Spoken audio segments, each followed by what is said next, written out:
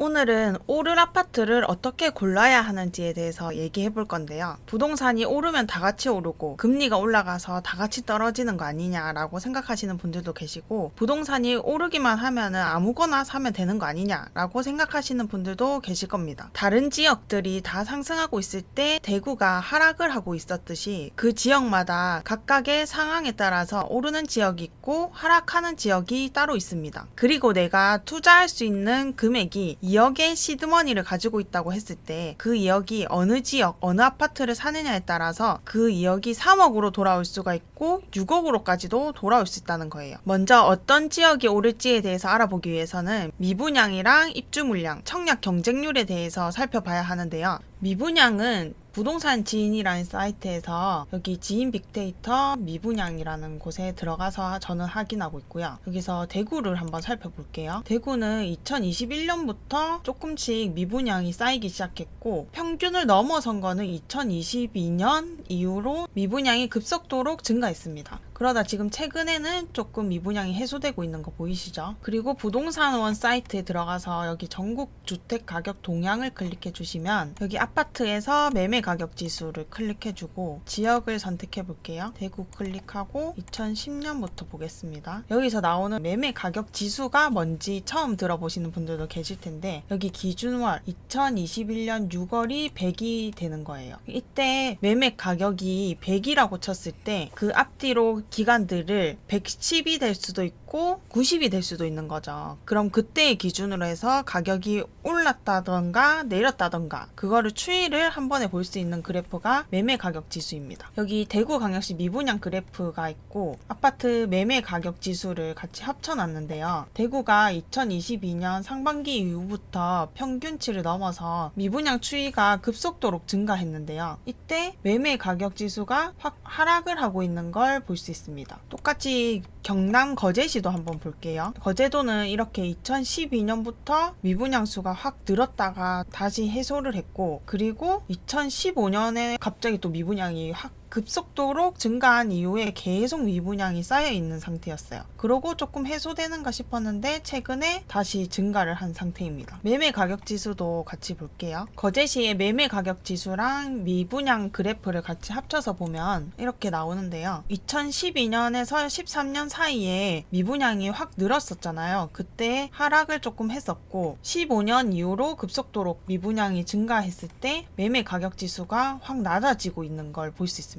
계속 시간이 지나도 미분양이 해소가 안 되니까 점점 더 매매 가격이 떨어지는 걸 볼 수 있죠. 그래서 다른 지역 다 오르고 있을 때 거제시는 지금 미분양이 해소가 덜 되었기 때문에 그렇게까지 상승하지 못하고 있었어요. 그리고 최근 들어서 미분양이 쌓이면서 또 하락세를 맞이했습니다. 미분양을 봐야 되고 그 다음 제가 입주 물량을 봐야 된다고 했잖아요. 그래서 입주 물량은 어디서 어떻게 보는지에 대해서도 보여드리겠습니다.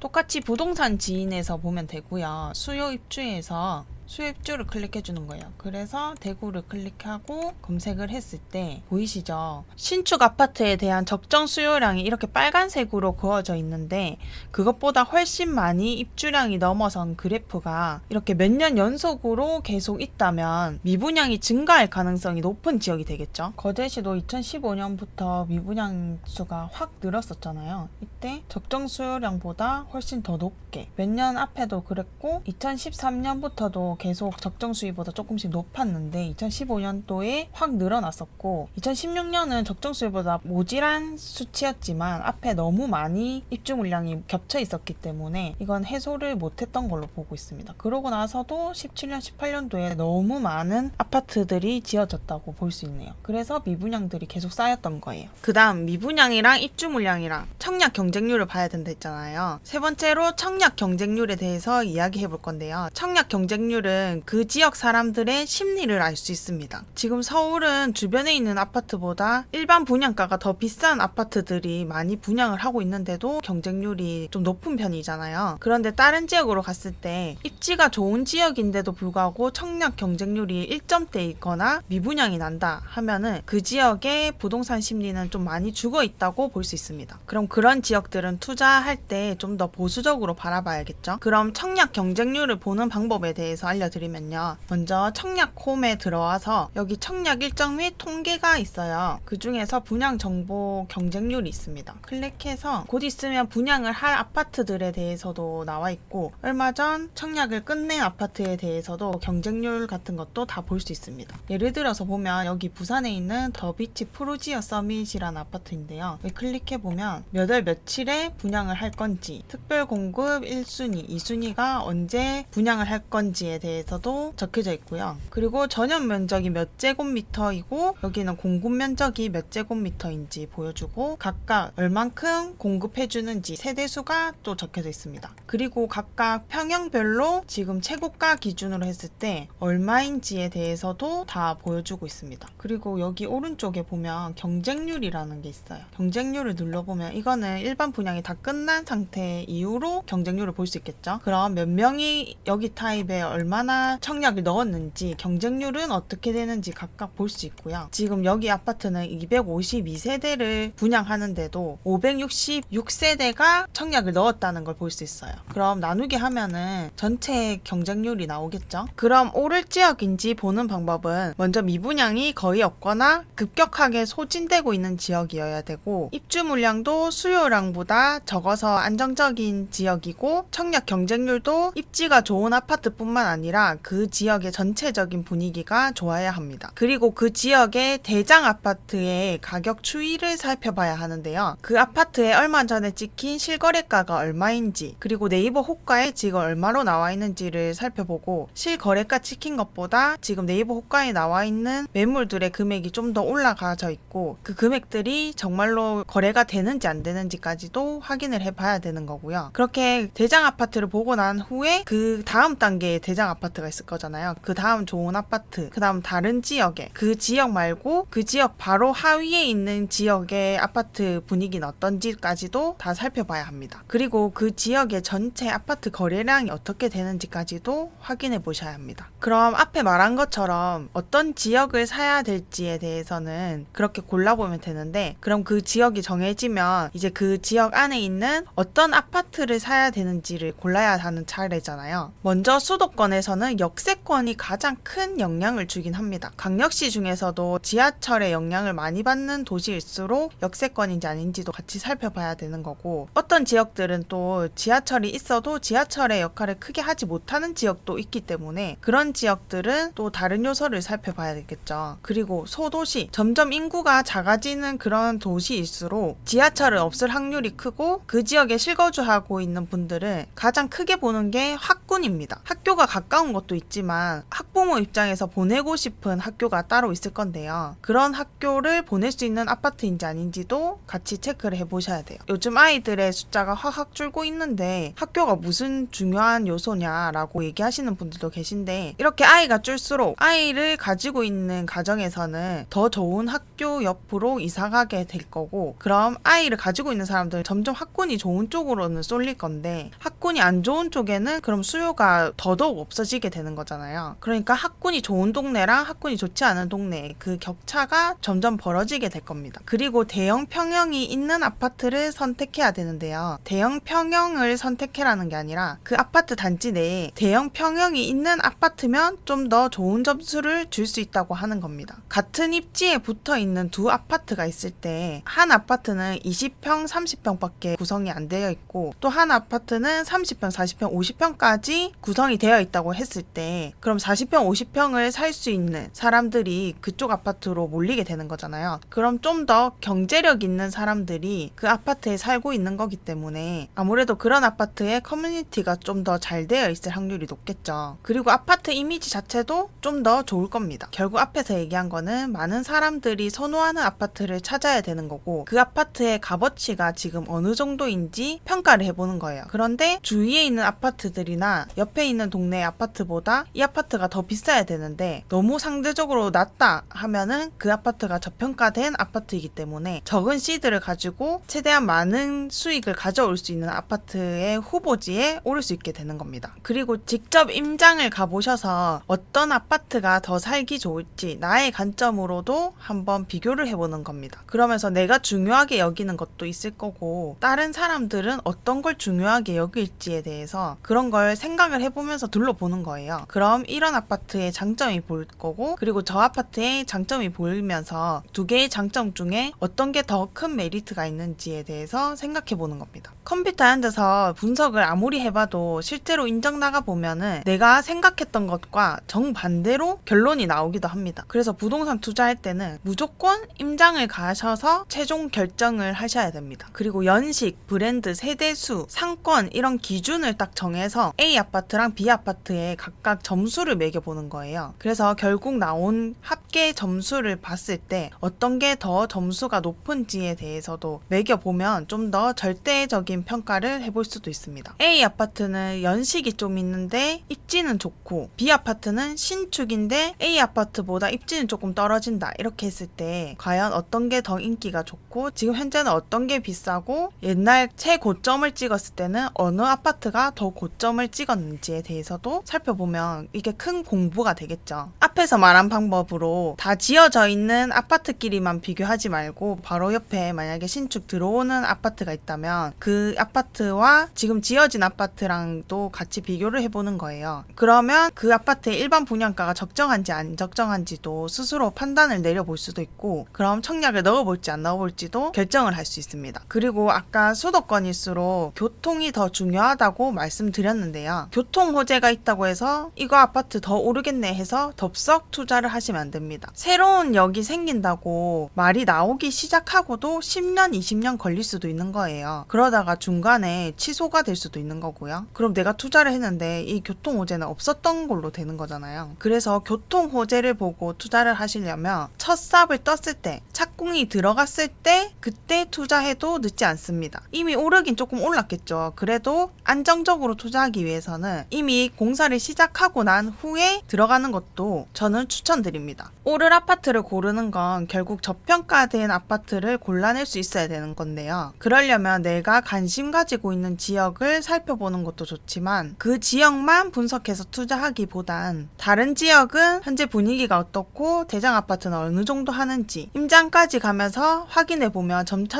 내가 비교해 볼 수 있는 지역들이 점점 늘어나게 됩니다. 그럼 딱 평당가만 들었는데 이 아파트 너무 싼 거 아닌가 라고 생각할 수 있을 만큼의 능력을 가지게 될 수 있는 거죠. 오늘 영상도 도움 되셨다면 좋아요랑 꼭 구독 부탁드립니다.